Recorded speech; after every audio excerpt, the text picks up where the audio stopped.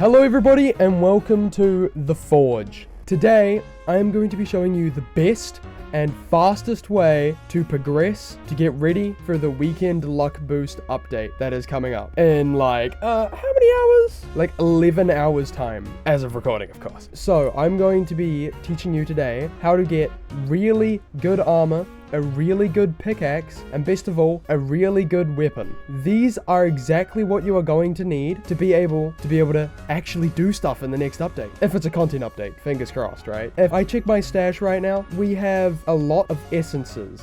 These right here are your gateway to making money. Let me show you guys. If you guys come over here to this greedy ass voluptuous mofo right here, you can sell your items, right? Now, I've just been passively getting these over time. Like, I haven't been grinding them. I've just been, screwing around, seeing what I can get. Let's just see how much just these sell for. I'm not actually going to sell them, but that's $32,000 for me just doing nothing. That has just been me, filling out my index, right? Because I'm only missing 2 ores from my index. I have the entire time just been trying to max out my index, and I managed to get this many essences just from doing that, which it's insanely easy.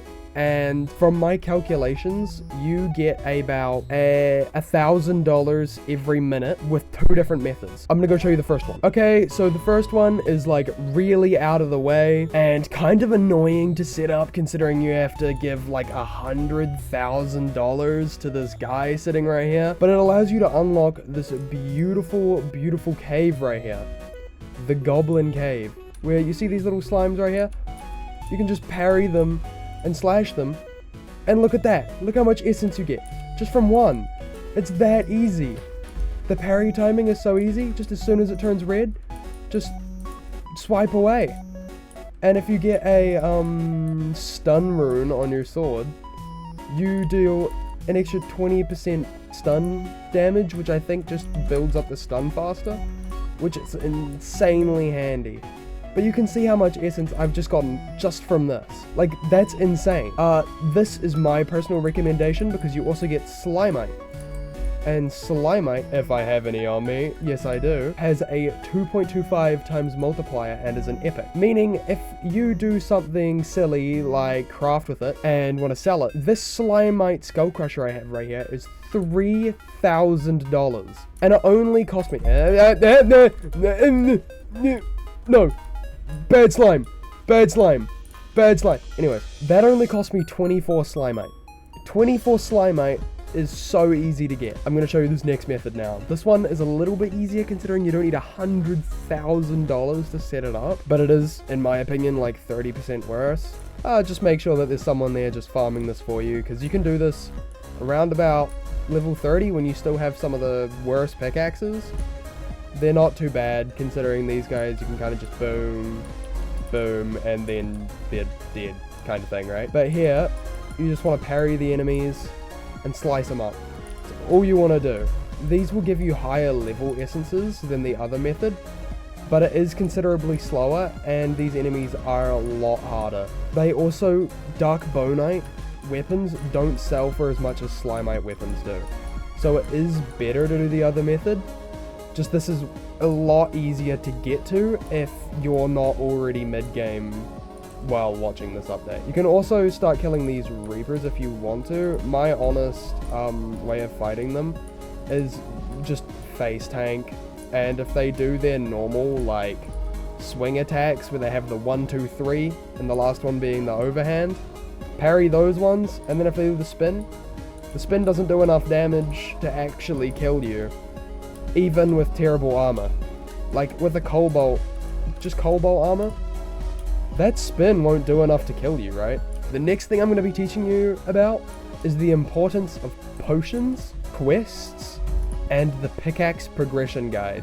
Because this is what is going to get you to progress the absolute fastest. Do not worry about races.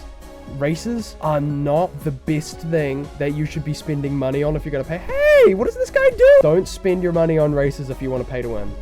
If you want to pay to win in this game, which I haven't done, I've seen that just all of these are the best ones that you can possibly get. Most of them are quality of life ones. The double storage and the sell anywhere, pro tip. get those. But here is progression guide for Island 1 and Island 2. When you first start off in the game, you will spawn in this little hut right here, and you will talk to this guy. Sensei Moro. Yeah, I love butchering words. Anyways, this guy right here will give you a quest line that I just want you to complete as fast as possible. Do whatever you need to get this finished.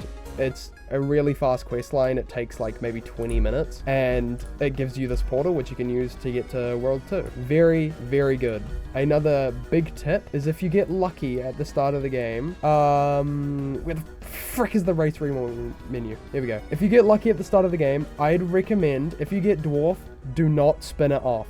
This helped my progression so much. I started off using the Minotaur. Absolutely horrific. Dog poo-poo on a stick. Do you understand me? You want to get the Dwarf, or the Elf, or the Goblin, the Dragonborn, the Angel, or the Demon. All the other classes, complete dog poo-poo. You want to try get the Dwarf. He's not that hard to get, and will give you the genuine best buffs that you can possibly ask for early game.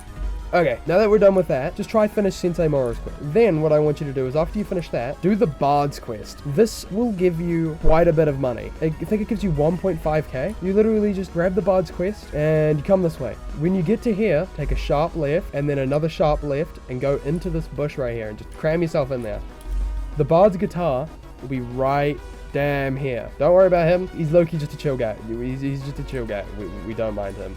Now you want to struggle to get on this ladder to actually get out of the cave. There we go. And you want to just head back to the Bard. Once you have completed this quest, you will have heaps of money. You won't have to worry about money in this starting world. Another huge tip is to save all of the bananite that you get. All of the bananite, you want to save at least 30 of it for when you get to World 2. That will get you 10k straight off the bat by doing the monkey need bananite quest. Now I'm going to be talking about pickaxe progression. You first of all, just when you're doing Sensei Moro's quest, you will get the bronze pickaxe, then you can go for the iron, then go for the gold. Whatever you do, do not buy the platinum pickaxe. I know that's like an unpopular opinion, and a lot of other big YouTubers are telling you to just buy the platinum pickaxe. Do not. Pro tip.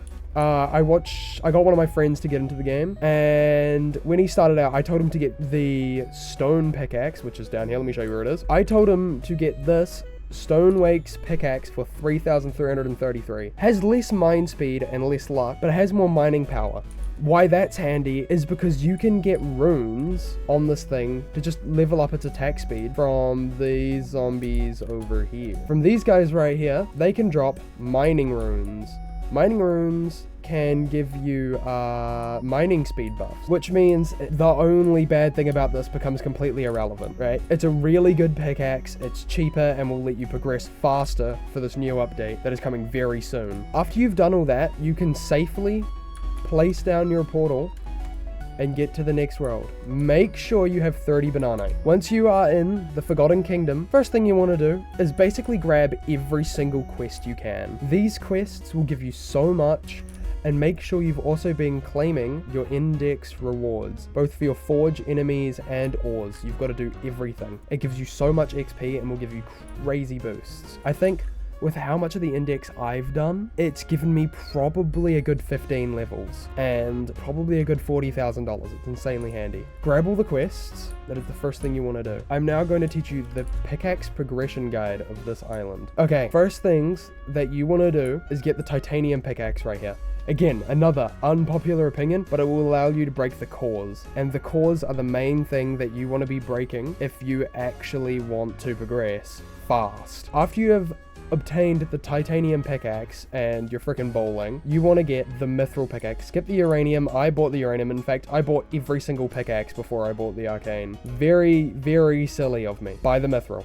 Just buy the mithril. Skip this one. Skip this one. Skip the stupid cobalt one. You've got this. For farming here, because we're so close to the update, I do not recommend being AFK. Unless, of course, when you're getting up and having to go do something, even if it's just short, AFK yourselves in one of these AFK spots. I'm going to show you every single one that I know of. And then I'm going to show you every single active one that I know of. First things first, jump into the cannon. You always want to take the cannon up here. It's way faster than everything else. And I feel like not many people know about it. I still see people walking up the hill. Okay, I'm going to be honest. While you have that stone pickaxe, you're just going to have to go around hitting these. There is practically practically no way to AFK that is consistent, so it is kind of unfortunate. But as soon as you get that titanium pickaxe, the first thing I recommend you doing is coming down the left side to the crumbling holes, coming down here, and you will notice if I go to the right here and then the left in here, this is usually filled to the brim with basalt cores. Extremely handy for when you're online. If you're not online, I am going to go show you the AFK slot right now. Okay, for the best online spot, go away, skeleton. For the best online spot, go away, skeleton. For the best online spot for when you have the titanium pickaxe is going to be on the right, up near the flames, the big scary gabooga boogie hoogies, right? And you're just gonna want to stand right here. Don't worry, these enemies, if you come from this side, cannot see you, and you're completely safe here. And you just want to do this. Press escape, let go of left click, and press escape one more time. It will auto mine for you. You can just sit there AFK. It is legit the best thing ever. I'm now going to show you the mithril, best place to farm while you're online. Okay, so you want to start out literally where you were AFKing with the titanium pickaxe. Come through here. This is the best place for when you're online. If you take a look in here and there aren't that many people on your server that are just farming this as well, you will see that there are basalt cores and basalt veins everywhere. You want to be focusing on these basalt veins. You can see this guy right here is even doing it. Look, he's doing the 2-in-1. He's pretty freaking good. This is what you want to be doing. It will help you get these ores extremely quickly. As you can see, they're mostly bunched up like this, and you can just smack away on them, and you'll get loot for days. Don't worry about these death axe skeletons. They're really easy. Just parry, parry. Don't follow my lead. Don't follow my lead. That was horrible. I'm gonna get another shot of that. Parry. Ah, he hit me. Ah, no, never mind. They're easy, I promise. Now, for the AFK spot for the mithril pickaxe, I heavily recommend not AFKing with this pickaxe at all. It is inefficient, and you are also really likely to get killed by other players in the spot, and it is also a very, very populated spot that will genuinely just annoy people if you do it. Don't farm in the AFK spot if you know it with the mithril pickaxe. It's not cool, and people with this very beautiful arcane pickaxe here can just take over your spot because we mine slightly faster. I'm now going to go over potions. You want to constantly be topped up on miners potions and luck potions. These right here will get you the ores to progress the fastest. That is all I have to say here. This is easy. My next big tip and guide is the progression of armor. When you're in Island 1, it does not matter at all. Like, at all, right? You can just have any armor. You can even have no armor and it won't matter. Once you get to this island, it is a lot harder. You will be getting heaps of cobalt from the basalt rock. So the first armor that you want to be crafting is heavy armor made out of cobalt. Just chuck as many ores in as you want to. It is the best armor that you're going to get at the start of the game until you get the mithril pickaxe. Trust me, it's not worth it grinding for any others because we're going to instantly get outclassed as soon as you get the next pickaxe. For the best weapons, you want to be mainly focused at the start of the game on heavy weapons, meaning